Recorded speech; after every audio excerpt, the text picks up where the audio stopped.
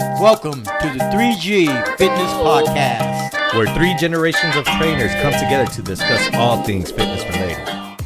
Welcome everybody to the 3G Podcast. Three generations of fitness coming from three personal trainers coming from three different eras. Ooh. On my right is... I am Coach Cisco. From the millennial. Yes, sir. I'm Coach Mike from the baby boomer. And I'm Coach Kyle, Zillennial. All right. Now today we have a special guest, Tom Staup. Nice. Such a special guest. It makes Mike smile from ear to ear. Look at that. Round of applause for there you our go, special guest Tom. Welcome in. Yeah, I like that intro. Tom's a powerlifting coach. He's also a recovery and injury trainer. So I'm gonna ask you, what got you into the recovery and injury part? So that probably came on like about a couple of years ago. Like I was saying before, I actually went to school for physical therapy. So why don't you tell us a little bit about yourself? Because I should have asked you that. Yeah, well, I'm a strength coach, primarily focused in powerlifting. That's the majority of the clients that I work with. I have a few that have kind of trickled in and out that have worked more on the pain and injury side. I have a few that are actually going through a little bit of like rehab style work right now, herniated discs, bulging discs, things like that. I've worked with first responders. I actually started in the sport performance realm. So I actually came from college sport performance. And before that, the goal, like I said, was to actually be a physical therapist. So I went to school originally for physical therapy. And as I was going through coursework, I realized like 80 to 90% of the people in my class were all doing the same thing, trying to do that PT/OT. So the market, like saturation, was going to be crazy by the time I graduated. And we had a strength coach from UCI come and speak to us, and he talked about, strength and conditioning and being able to be in the weight room, but also getting paid for it. I'm like, that sounds dope. Like, let's do that.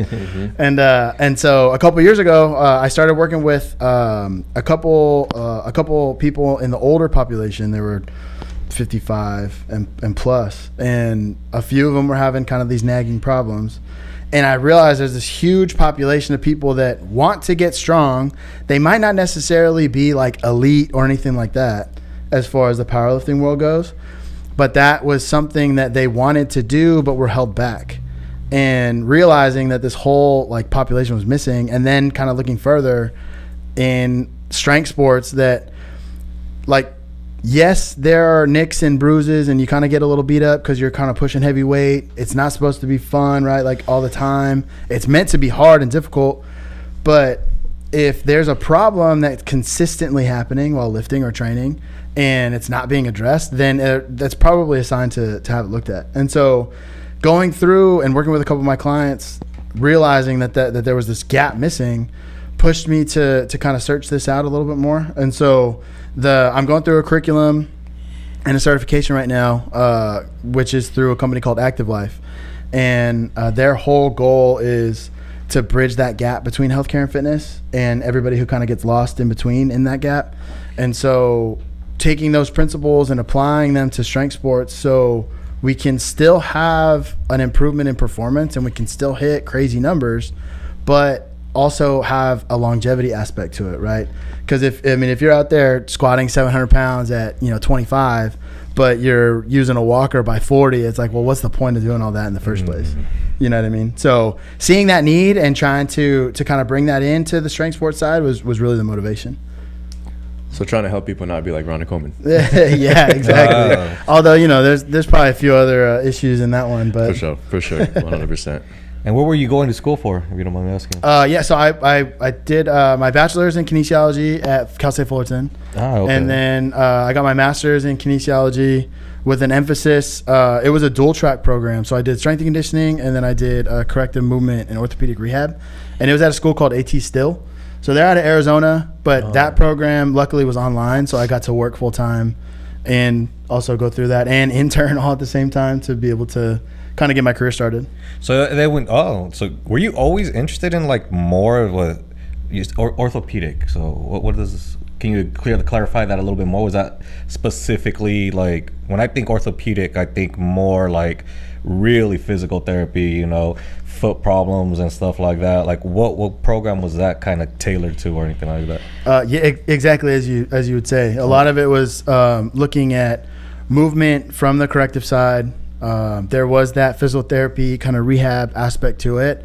And at that point in time, the real reason I actually went to get my master's was because the original goal was to be the director of a sport performance program at a college. Oh. And in order to do that, you have to have a master's. Okay. And I had already had about a year's worth of intern work behind me. So my resume looked good. And it was, you know, I just needed my CSCS. And going through and studying for that, I was like, well, it kind of made sense to just, you know, like, let's just go get the master's now and spend time kind of boosting my resume further, so that way it was a little bit easier to get into that track. Mm-hmm. But the same idea even then was to bring a little bit more of the movement quality corrective work into the weight room for college students, because the same thing, right? Like, not everybody is going to go pro. It's like what, like 2% of athletes go pro in the sports that actually have a professional league. And if these guys are dedicating, you know, 4 or 5 years to college athletics, and then they're expected to go into a professional role that isn't athletics at all, but the same thing, like if they're beating themselves up for 4 or 5 years and then they can't walk or they can't do certain aspects of just daily living, then what's the point? Wow. You know? So was that kind of the thing that triggered you to kind of, because you said it sounded like you wanted to be a sports director, right? So that was the original thing. But then you transitioned to working more as a strength and conditioning coach. Was that like firsthand experience of seeing these athletes, you know, go through that 4-year process, and then once they graduate, them not having a professional ass avenue for their sport that they were training for? Like, was that like you witnessing that kind of transition you away from that, you know, and into more like working with individuals one-on-one? It actually kind of happened by accident. Oh, okay. So I was interning for a while, and then once I finished that, like I said, once I finished that year's worth of intern work, because most jobs require a minimum of a year. Yeah. Once I finished that, I still had my CSCS to go, so that way I could meet the NCAA standards. But studying for that and having to get through that, I was kind of in this weird in between. So I found a job that didn't require a CSCS certification. Okay. And I was working with mostly baseball, softball athletes. When COVID hit, I had just left that job, and it was a weird transition because COVID was kind of on the rise, but we weren't in lockdowns yet. And I went to work for a barbell club because they needed they just needed somebody who had Olympic weightlifting experience, and I had my USAW. And so I went to work for them. The guy who owned the club was looking for a powerlifting coach specifically, and asked me if I wanted to just run that head coaching job. So I'm like, yeah, sure, let's do it. And then 2 weeks later, we shut down. And so it was like, and so then at that point, you know, it's like 4 or 5 months of like, you don't know what's going to happen. In that time frame, still studied for the CSCS, but then NCAA regulations had adjusted based on the COVID protocol and things like that. And there were a lot more hoops to jump through. By that point in time, I was already out of the game for like a year and a half. And in the college world, it's all about networking. Yeah. So I kind of got pushed into this weird direction and ended up kind of falling into powerlifting as far as coaching goes, kind of backwards. So it was never something that I like strive for in that way. It was just kind of, this is the route. Like, just walk it, you know? I was gonna ask, like, what inspired you to focus more on like strength athletes rather than just like general population? I've just always loved the gym. Yeah. I've always loved the gym. I grew up doing athletics. I've been lifting since I was 12. Okay. And so being in and out of the weight room, being around weights and lifting has always just been the thing. And it was when I was doing undergrad, it was always like, all right, you do PT or you go be a PE teacher, right? Like that was kind of the ones that got pushed the most. You never really understood or knew all the other routes that were a possibility. Right. And so then actually going through like those intro classes, that's when you find like there's way more that you can actually do.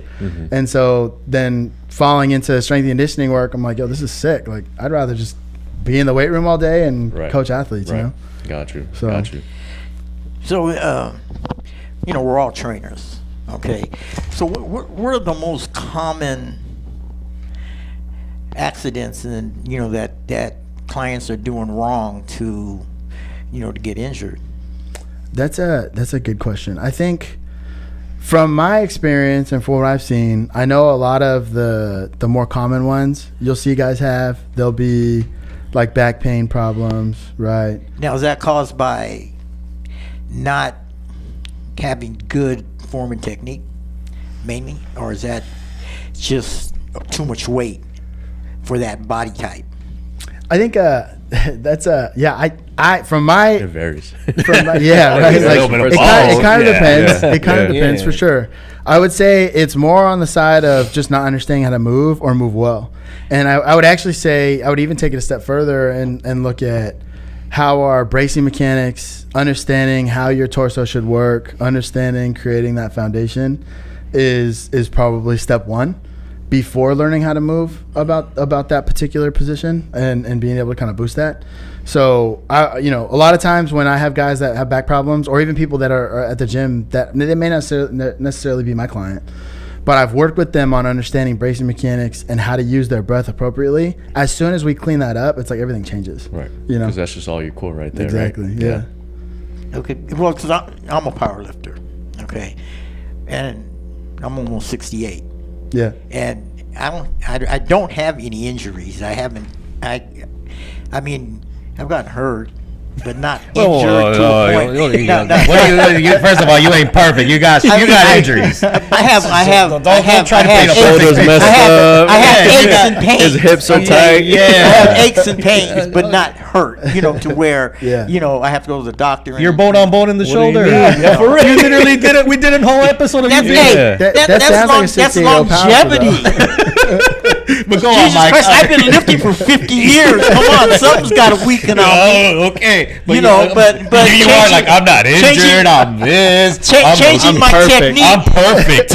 All right, but no, go on, no. Mike. I hurt and I have pain. Sure, I have yeah. aches and pains because I feel it's because of my age. Yeah, Okay. yeah. But as far as like breaking a bone or doing something at that point, Yeah, you haven't. I'll give I you haven't that. done that. All right, but I find that technique and form plays a major role in your lifting Yeah. when you're lifting. Yeah. For sure. That leaning too much or leaning too forward and this and that could pull a disc or give you a herniated disc and pull a muscle. Yeah. And stuff. So I think form and technique is extremely important. I think that's number one. Even Yeah. before you get in and you start working out. Sure. A person needs to learn the right technique and form. And you see some trainers in there doing technique, training their clients with bad technique. But the rule of thumb is that you can't go and say, hey, this is wrong. Yeah. You can't Yeah. do that. Yeah. And stuff. So in pain and recovery and injury, how do you recover from like a herniated disc or in the lower back? What's is just time off? So actually, a lot of people, I think there's a lot of bad information. I think there's a lot of bad advice around pain and injuries like that, especially something like that. Because I don't remember the exact statistic, but it's something like 66% of people will have a herniated disc and never know, because it won't necessarily exhibit pain, right? And so, in fact, the guy that I'm working with right now, he has 2 herniated discs, and then he has a bulging disc. And he has pain, but his job, he's a truck driver and he sits for 16 hours a day. So for him, it's going to exhibit some sort of pain or issue. Mm-hmm. And that's why he came to me, was because of that problem. But there's another gentleman that I had started to work with, and he does CrossFit, been totally fine. He's done CrossFit for like 10 years. And all of a sudden started having excruciating back pain, 2 bulging discs, degenerative disc disease. But that's not an uncommon problem. That's not an uncommon thing, right? Yeah. There are a lot of people that are walking around with that. The way that you manage or handle it is to your point, the biggest thing. And it might not necessarily be rest. It may just be dialing back, understanding how the body's supposed to move, because the spine is supposed to move, right? This idea of rigidity in the spinal column is ridiculous, because we can twist and bend and move and do all these things. But choosing to rest and then be static is like the worst advice. Thank you for saying that. Thank you for saying that. Because I was gonna say, I was gonna ask you that, and you just answered it. Like, if you have an injury, you know, because I've dealt with this with a lot of clients. They'll come in and, you know, they'll have a minor, you know, injury, and then like, oh, can we not, you know, say they come in with like, oh, my knee's been bugging me and it's not feeling too well. Can we not do legs today? And I'll go with the opposite approach. I was like, no, we should do more legs today, but instead of, you know, maybe you were squatting 135, let's just do body weight, you know, let's just move that leg around, you know, instead of doing leg extensions, let's just do like step ups. Let's go after it. I always feel like that would be the smarter approach, is like, obviously listen to your body first, right? If they can tolerate and they can move, go after it. But, you know, they come in thinking they should rest. So what you're pretty much saying is, I mean, what do you think of that? No, I agree. I think, I mean, because there's other factors at play that you could easily adjust for, right? Yeah. Whether it be range of motion, intensity, whatever the load is, like you can lighten it up. My approach is, if there's somebody who has an issue or an injury, they have pain, we're going to assess it first. Yes. Right. We're going to run them through an assessment. Exactly. Different ones. Like, I just got injured during the holidays, and I get it. Like, you know, there's some parts where, yeah, you should move it. But literally, if it's like fresh off the injury, I sprained my ankle, I couldn't move it at all. Like, it's like too much pain. But like Cisco said, if you can tolerate it, then that's when you can start introducing certain movements. Yeah. Well, and I mean, even to that, Allison, actually, because I'll use Allison as an example because you know her. She had sprained her ankle over the summer. And we were like, I think we were 6 weeks out from a meet at that point. And it's like, all right, well, we can't really stop training. Yeah. So what we did was reduce range of motion to a point where she could still at least lift heavy-ish, right, and still have enough stimulus for the day, so that way we get something out of it for squats, right? Because squat was the only thing that was really affected. Her deadlift was fine.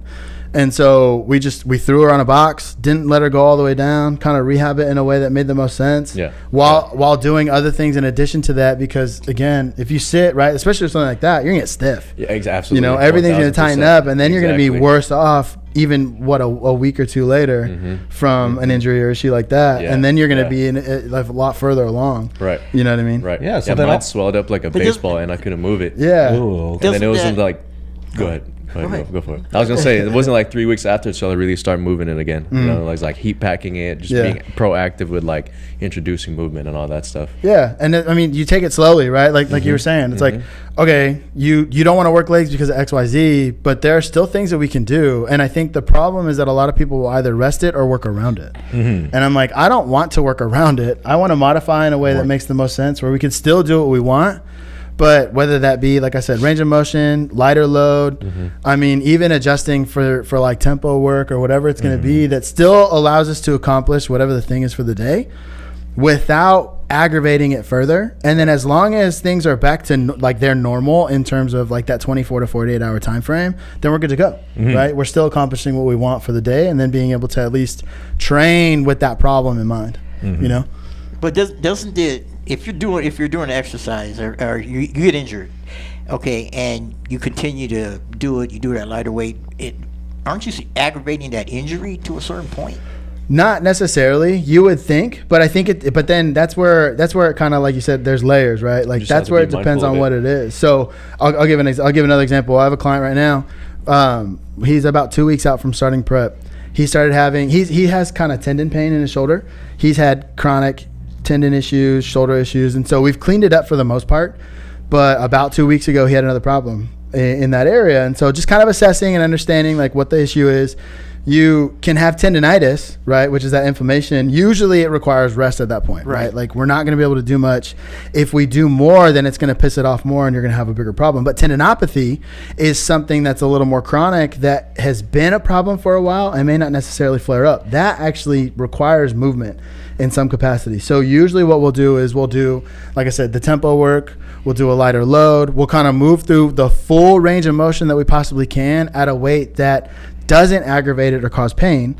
And we do that for about 2 to 3 weeks, and it'll usually start to clean it up, where we can kind of test it a little bit more, throw a little bit more weight at it, and then be able to kind of take that strength approach again. You know what I mean? So it really depends on what the symptoms are at play, and being able to address it the right way based off what they're communicating and then what you're seing. But in general, motion is lotion. That's right. Got that right. Come on now. Yeah. Well, and then going back to your client Allison, you said she had an ankle injury 6 weeks before her competition. Like, what else did you do to kind of, obviously you said you limited the range of motion, but like, how quick did that heal, and how did that affect her once she got on the platform? Yeah, so she actually that meet that she did was probably her best meet Nice. to date. Oh hell yeah. We attempted a state record on her squat and she missed it, but she had hit on her second attempt. She had hit a PR, an all-time PR, or a platform PR. Sorry, that she had just missed like 5 months prior. Okay. So being able to go from that point and still throw a state record attempt on, having that issue was pretty cool.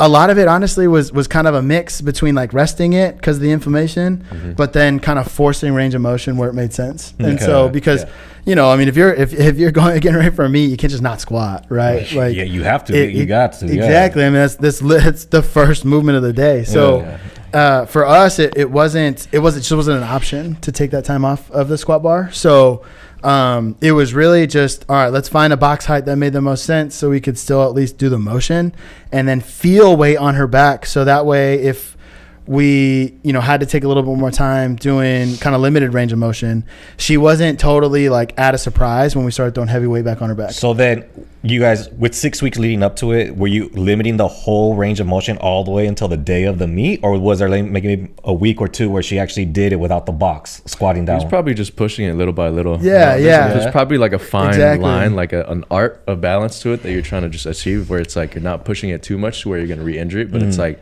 kind of still forcing it to like, yo, you got to kind of speed up the process of getting better. It would be like daily. It would be like daily. Like, all right, coming in, she'd kind of test it without body weight, see how things felt, and then I mean we're in constant contact, so she'd always give me updates like how it felt today, how it felt here, and then I would make her go like for walks, so that way she wasn't just totally sedentary.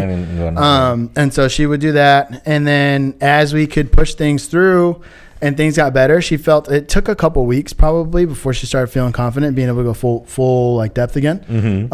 So I would say she still had like a month of being able to do full squats and be able to prep for that meet and not have an issue.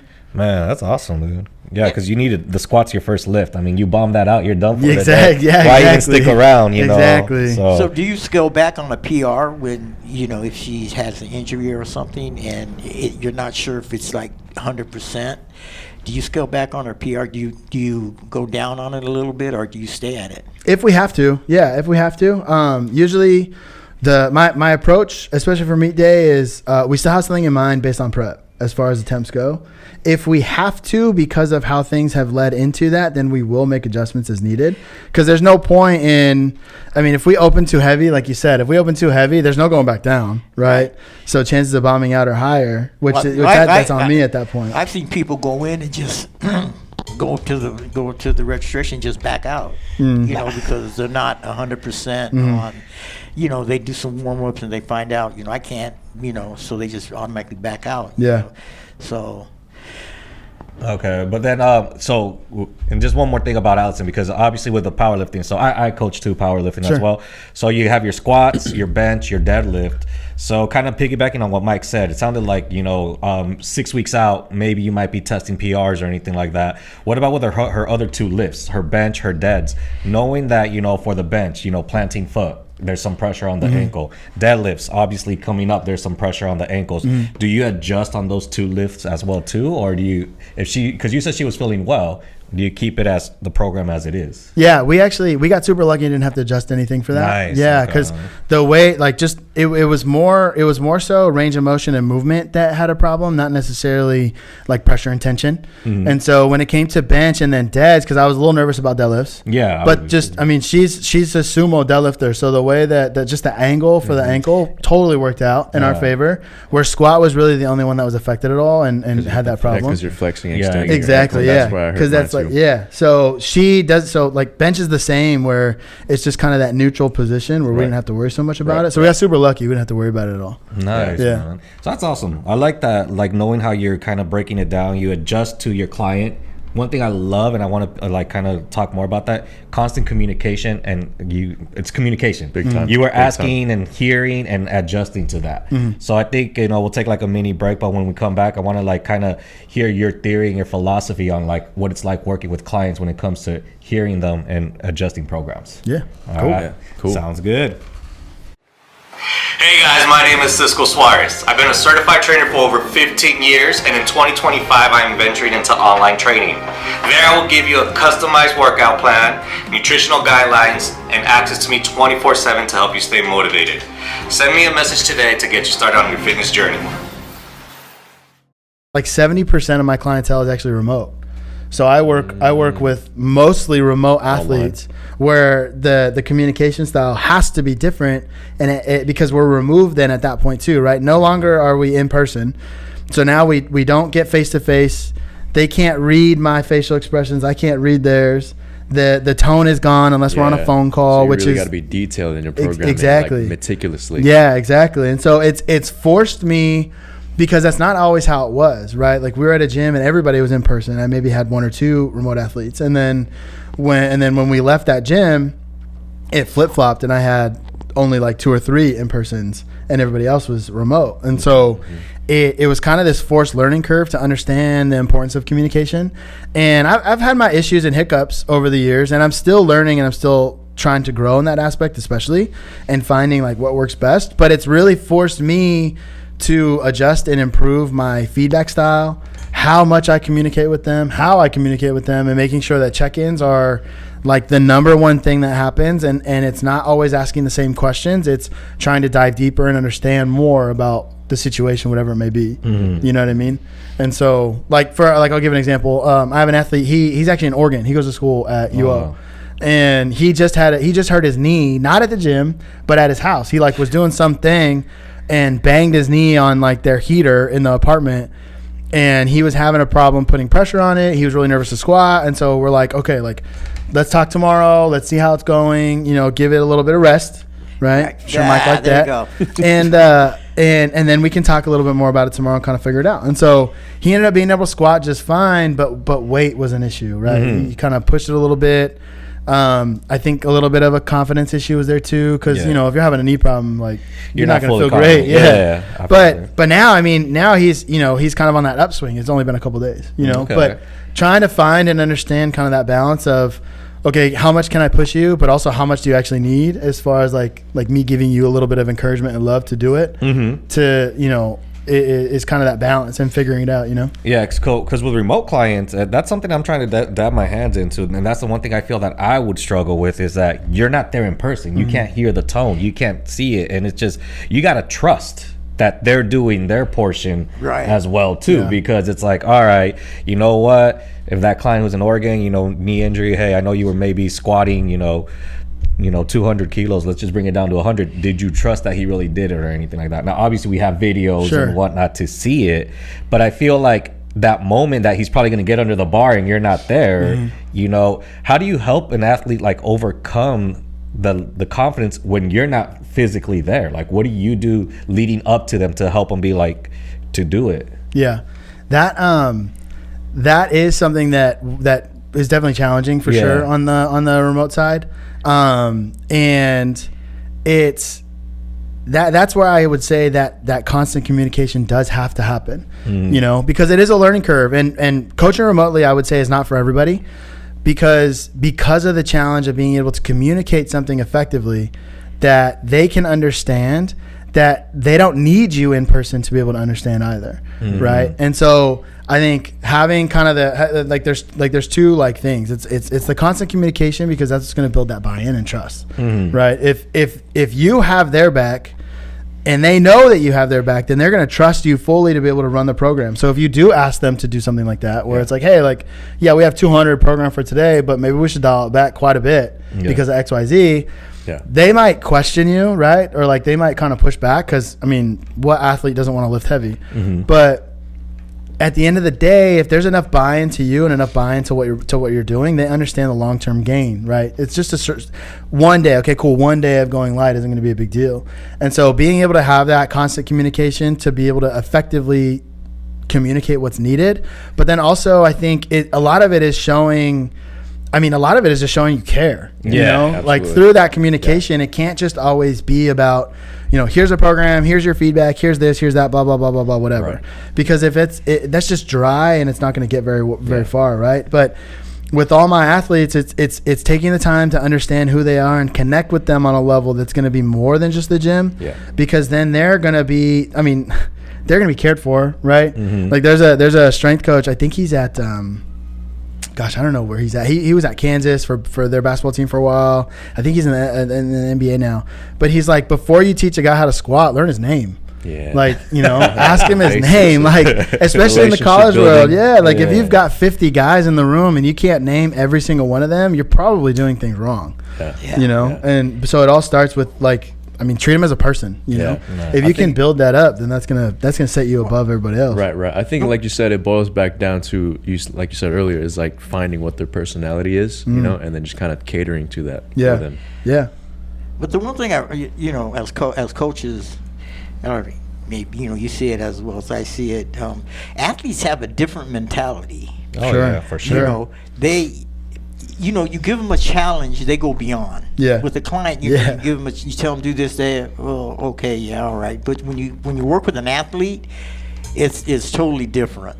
Yeah. They can't. They know how to be outside of the comfort zone. Yeah. It's they go beyond. Sometimes too much. Yeah. They go beyond, what you ask because, they don't want to fail. Yeah. That's their biggest fear is failing. Sure. And stuff. So how do you deal with the failure part? Because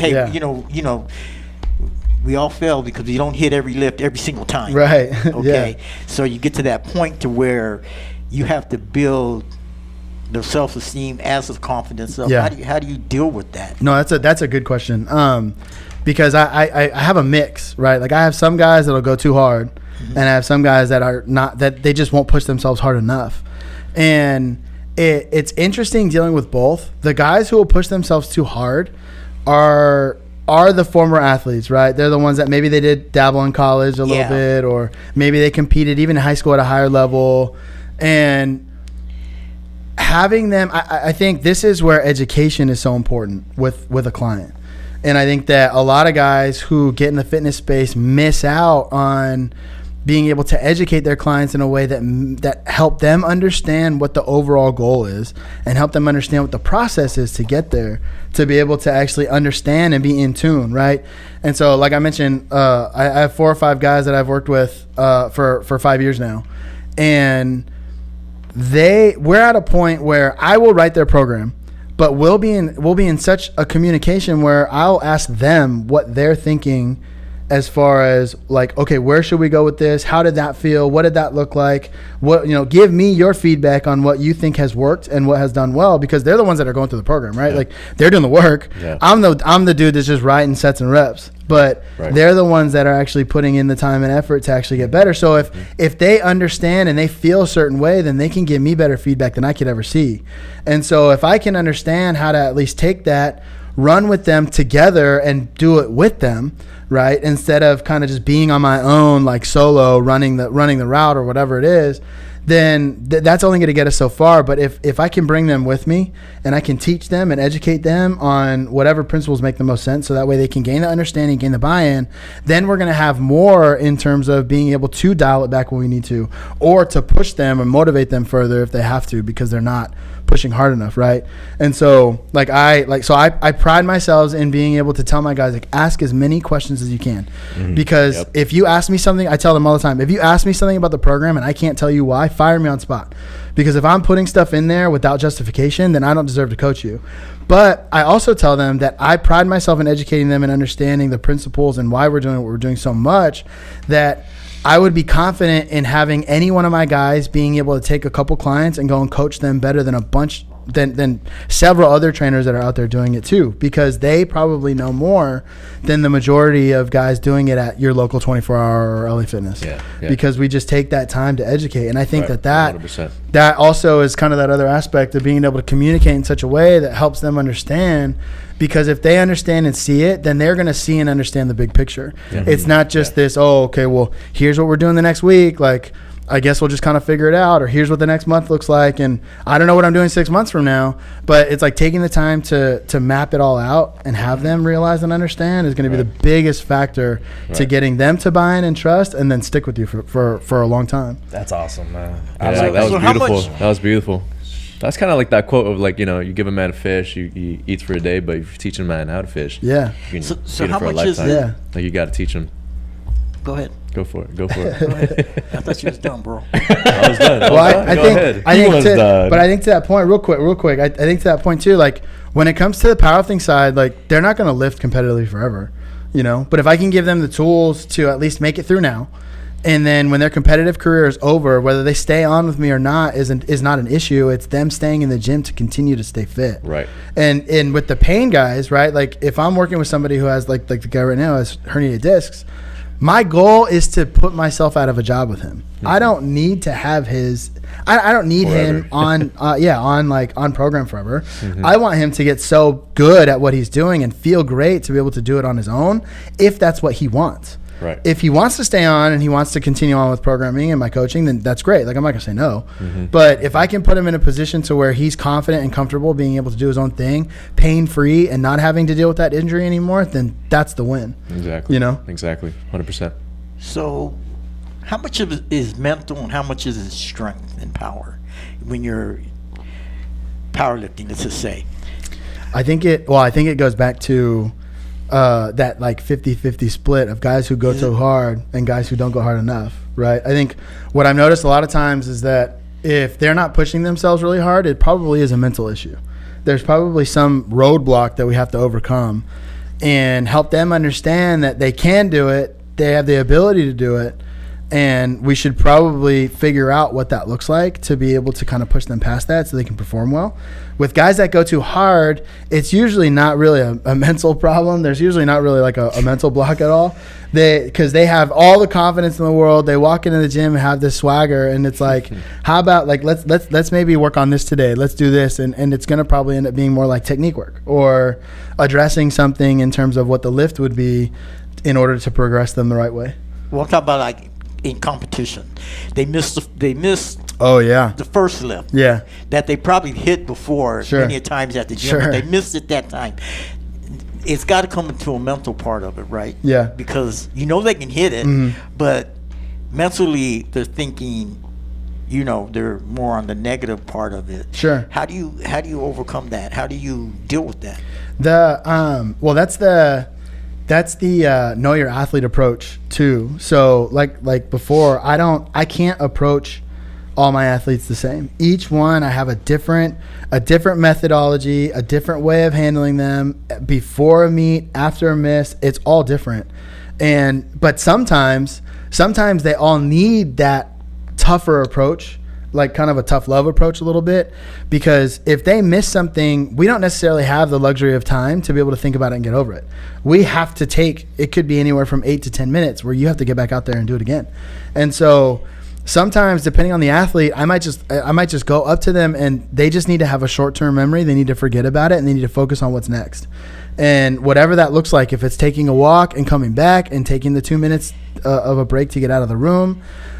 Some people I've had some where they do kind of freeze up a little bit and they start to kind of get into their head a little bit. Those are the ones that I would say 70% of the time I'll be tougher on, and 30% of the time I'll have to be more of take an understanding approach and kind of comfort them and be able to work through it and then get back to what the task is at hand. But a lot of times I think because I have that relationship with all my guys and we do have that trust, it puts more confidence in me to be able to take more of the tougher approach and tell them like, hey, like get your head out of it, focus on what's next, and let's get this attempt on the board so we can move on. How do you do it, Cisco? Because I know you run into that problem. Whereas a mental game? Yeah, the whole mental I part mean, of I it. think the whole mental aspect is the same thing. You got to approach it differently with everybody because, like, you know how Tom's saying, everybody's different. Yeah. You know, there's some people where you can just literally slap them in the back and be like, get under it, bro. You know you can do that. I did that with one of my guys. But then, you know, I'm probably not going to do that with some of my other ones, like my female one. I'm not going to like slap her in the back or anything like that. Well, we found out that has worked. But it's just one of those where it's that anticipation of like when they go up there, they miss their first lift and they know they can do it. It's just kind of regathering and regrouping them. And the same thing is my approach that's common is I'm never panicked. I'm always calm and cool as a feather, Yeah. because they're probably panicked or they're probably stressed. So if I come in like as I coach, like, what happened? I was like, nah. I come in, I'm calm, I'm cool. It's like, hey, dude, talk me through what happened. What'd you feel? What'd you do that? So it's like almost the same thing. It's just that constant communication, and then just reminding them like, hey, we've done A, B, C, D to get all the way to Z. All right, you can do this. All right, take a few breaths. And so with one of them, I take a few breaths. I'll walk away from her or anything like that. The other one, like I said, I'm more in his face, but like in a calm manner, because he kind of responds better to that too. So you got to find a way. One of them, remind them what we did, remind them the plan that we've executed. I walk away for a little bit, let her regather, regroup. She'll get back under it. Boom, she's great. The other one, hey, just stay more on his face or anything like that, and just have him stay focused. Because with him, I feel like if I walk away, he might just get distracted.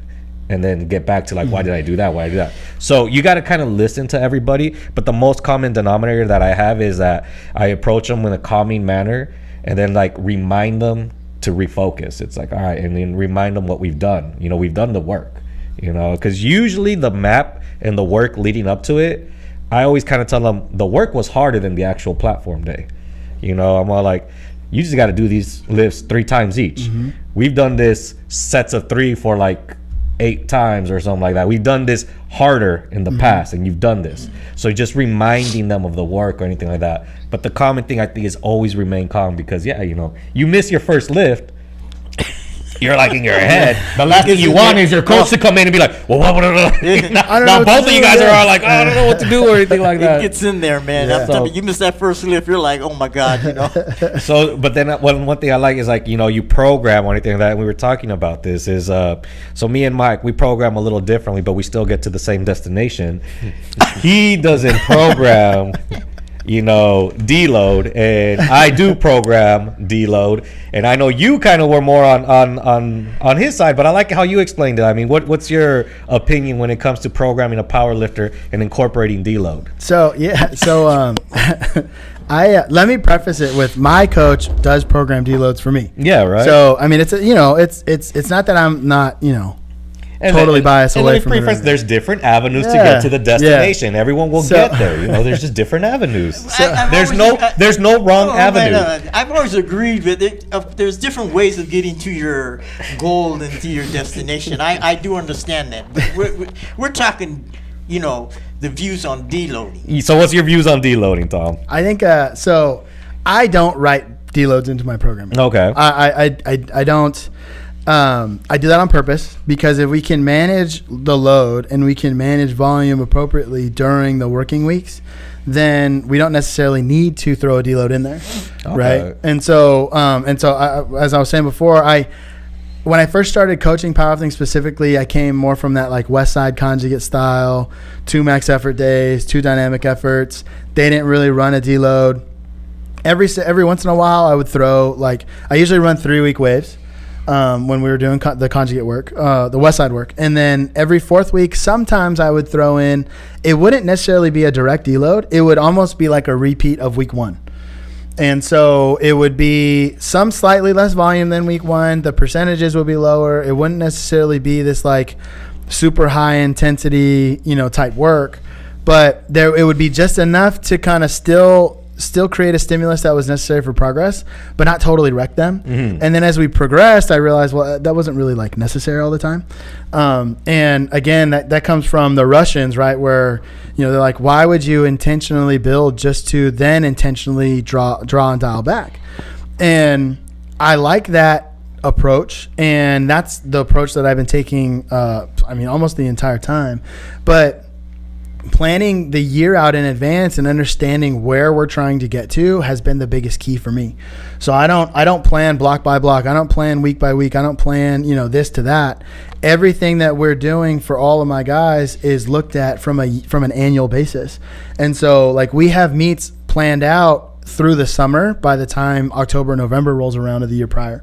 Because then at least that gives me an understanding of who's competing when and what it looks like and how we can approach that. Because I'll still run lower volume or higher volume. We'll do truer hypertrophy work. I might throw in a week or two of GPP. So those things are all still kind of that ebb and flow of understanding what the goal is for the weeks that are coming. But then that allows us to not necessarily have to program direct deloads unless somebody is going too hard at the weight that's prescribed, right? So like some of my guys I'll do RPE work with. Some of my guys I'll do prescribed percentages. It really just depends on what plays to kind of their personality type more. And with the guys that are, what I've learned is that some guys, even though they understand how to gauge RPE, they may not necessarily stick to it very well. Yeah. Because they just want to go hard in the gym all the time. And so like I have one guy, I've been working with him for almost a year. And he's that guy. He wants to go in the gym. He wants to go hard every time. It doesn't matter what the rep scheme is. It doesn't matter if I throw an RPE on there. Like he's like, I just want to go heavy and I want to hit as much as I can for every set. And I'm like, yeah, dude, you're gonna like kill yourself. I'm like, this is not. But this is not he smart. does have good recovery days, right? First thing he does is he defends that guy. Yeah. He defends that guy. You literally Actually, described Mike. So actually, I've had to put in pseudo deloads because his CNS is just so wrecked from the load that he puts himself under. And in fact, actually, I think he had a little bit of a come to Jesus moment on his own, because about a month ago he had him on SSB squats. And I think he just loaded it too heavy, and he actually got folded and almost got injured. Wow. Yeah. Now, And see, so, but that to me, that's overcompensating yourself right there. When you do that, you're doing more than what you know. Sure. Some people don't know the limits. But that's and that's to the point. And so that's part of the for ego him, lifting. Yeah. And all that, And you so know, for it's him, just like he's one that we don't run RPE on anymore because of that reason. But I also think too, like, I mean, as bad as it was, thank God he wasn't hurt. He had a little bit of he had some like concussion symptoms, so he had to take a couple days off. God, it was bro, bad. I'm telling you, it was bad. But and so like we talked through it, we were able to kind of work through all that. And he's back lifting now. But this is gonna sound bad. It almost was necessary to happen though, because that's not bad. That's it was good. like That's how you gonna that learn. was like the best worst case scenario possible, because yes, he learned, right? Yeah. And so now when we talk about weight, he's like, now we're going through a little bit more of a like linear progression type style, just to kind of build him back into it, especially because of that that issue. But talking to him now, he's like, all right, cool, like, I feel a little bit better. He approaches things a little bit, a little bit more intelligently, and kind of has that IQ building now in the gym. But it takes time, it takes time, because I have a lot of my guys who were in person before that did go remote. They had to go through that learning curve because now they didn't have me anymore. Yeah. And not to say that I was a crutch, but it's easier in person to be like, okay, just throw this on, do this weight, do that, do this. And kind of limit them a little bit and dial it back. But when you're on your own, you have free range. Well, that's the thing too. That's why like the RPE system is pretty much like, it's funny because when you're there visually seeing them, you can probably calculate like, that was probably an 8. You know, we might need to tone you down or anything like that.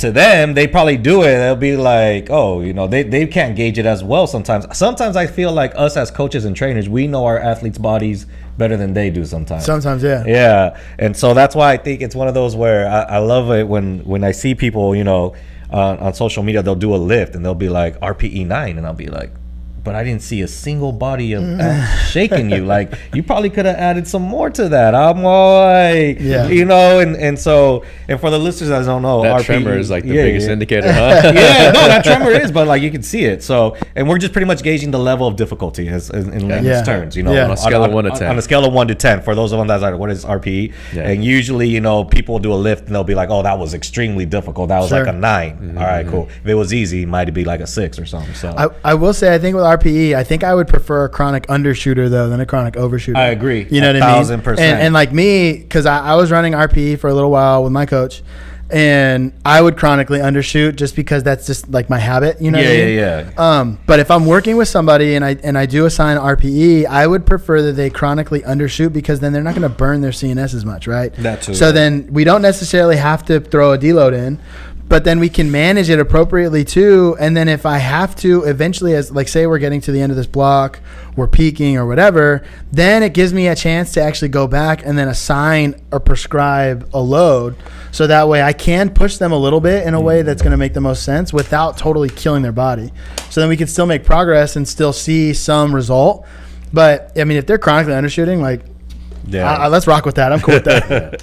So you don't necessarily program deloads, but you adjust to your client's needs accordingly. Right, exactly. Everything I do is individualized. Yeah. Nice, Tom. Well, then, like I said, this was great. Where can our listeners find you so they can actually get a personalized program for you? Yeah, so I'm on Instagram. My handle, it's at Tommy Staup, TOMMYSTAUP. My company that I run is The Bunker. Our Instagram handle is at The Bunker Athletics. Okay. And so my business partner and I run that. And I mean, yeah, Instagram, throwing up content, you know.